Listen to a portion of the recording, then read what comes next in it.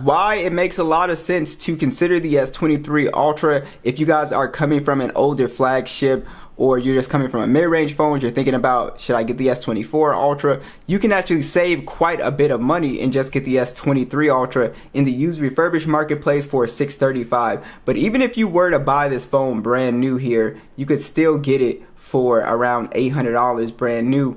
And it is definitely a extremely good deal. Like I said, I would get it in the used refurbished marketplace. The one I have here is used refurbished, because an S24 is going to cost you, I think you can see like here, $1250, and then also I think this one might be, oh, this is new, so you can find a new one for around $1,000 here.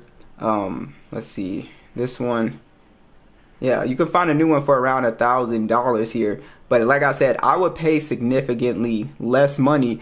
And the reason I say that is because you're practically getting the same phone with the S23. Like I said, the S23 is going to be one of those phones that's going to age extremely well here. Let's talk about hardware. They're both premium designs, glass and metal designs.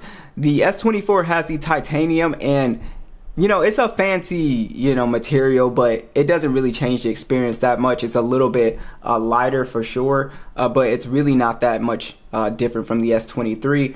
Design wise, they're both boxy and they pretty much feel the same. They both have the S Pen built in, which, you know, feels exactly the same as well too. So I would say for hardware, you can see these phones are extremely similar, besides, you know, the titanium design here. There's not really too much different going on.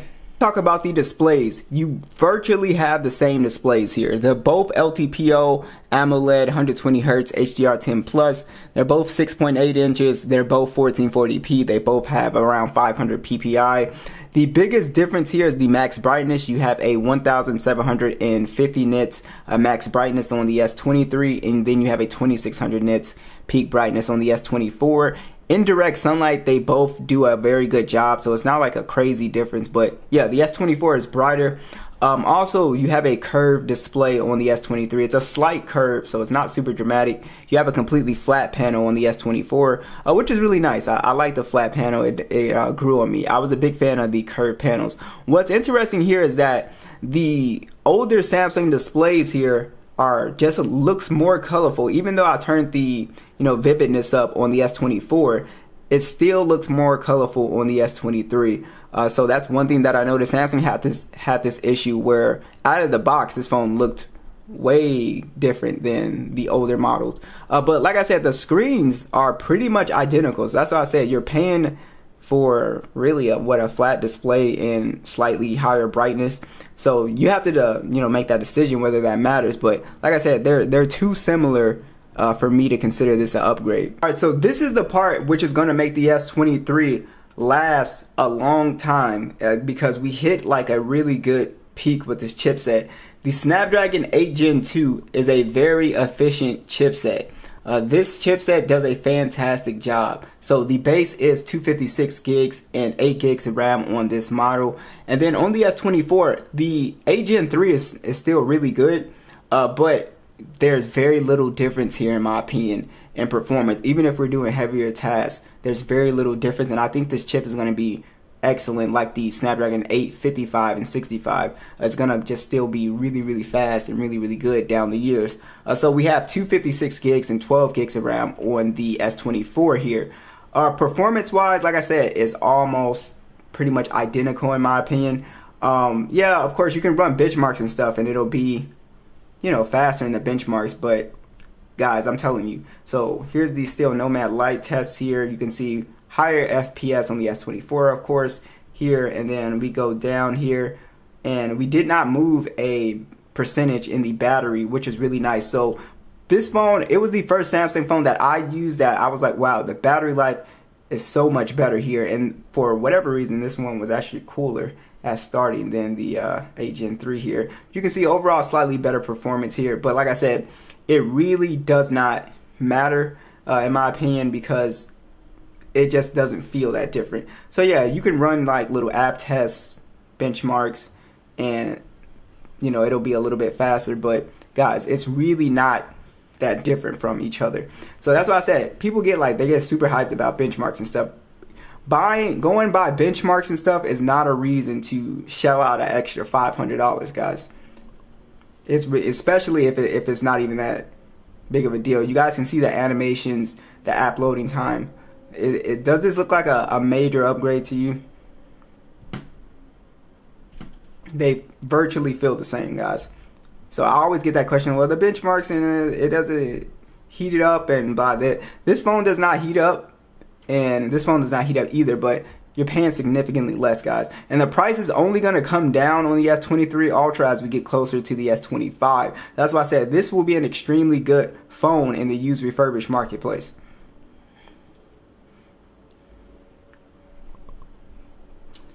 I actually got in there first.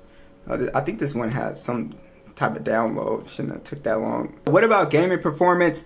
Like I said, we saw the benchmarks. Of course, you're going to get better gaming performance on the S24. It just has a more powerful, benchmarks and stuff like that.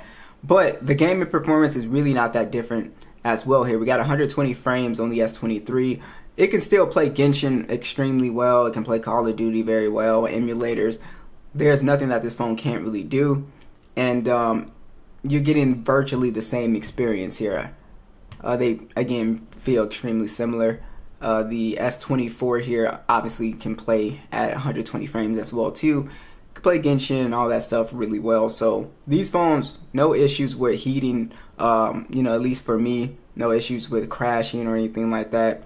I've had a very good experience gaming on this phone here. So, all right, so let's look at the max speakers volume. Start with the S23.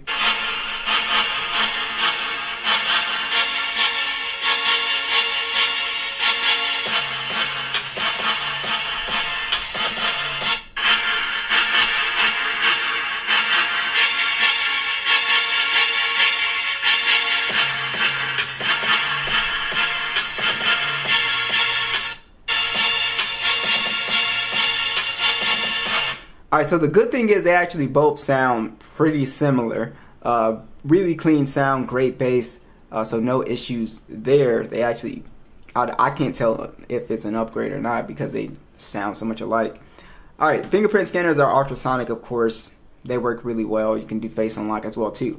Now Alright, so the next reason why I would really consider the Galaxy S23 is because you have all of the same Galaxy AI features here, guys. All of the same features are here. I think, yeah, most of them should be here. But yeah, the Galaxy AI features are here. So that's really like the next big thing with smartphones. It's going to be, this AI stuff. And it's all here. So it's just going to make the S23 feel even more, like an S24.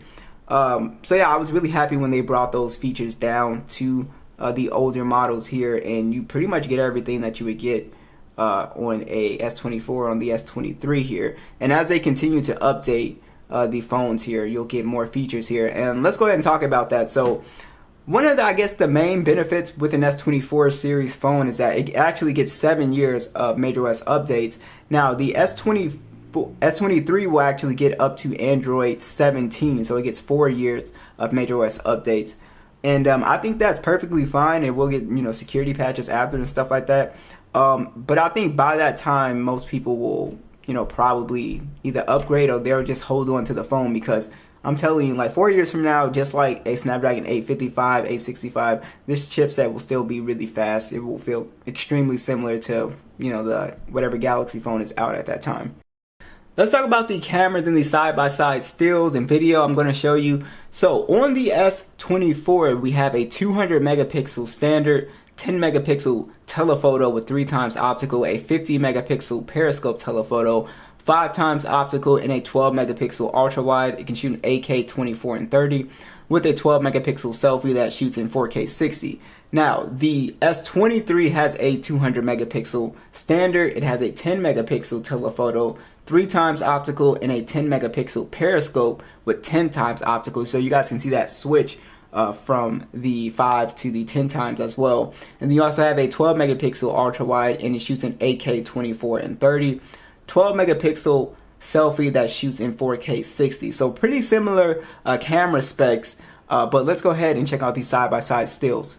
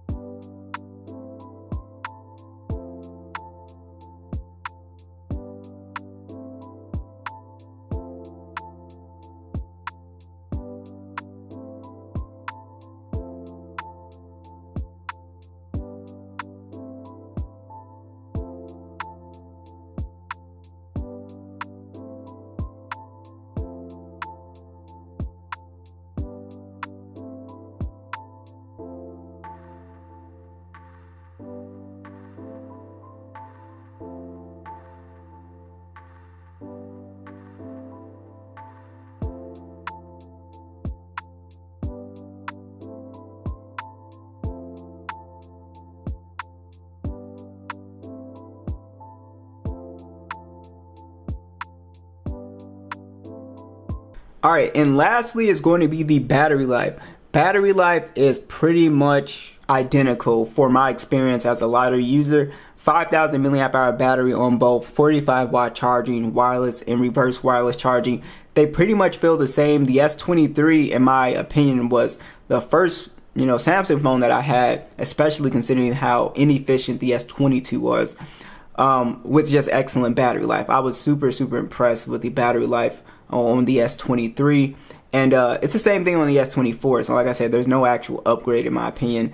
Yeah, the battery drain tests and stuff like that you might see online, they'll show a number, but in real life they feel like they're pretty much draining the same. So be sure to let me know what you guys think, and I will catch you guys in the next one.